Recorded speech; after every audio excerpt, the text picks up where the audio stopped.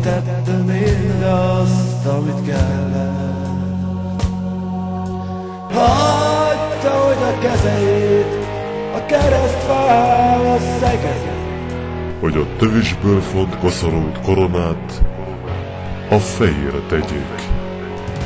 de miért engedted meg, Uram, hogy ezt tegyék veled, hogy így halljál meg helyettem.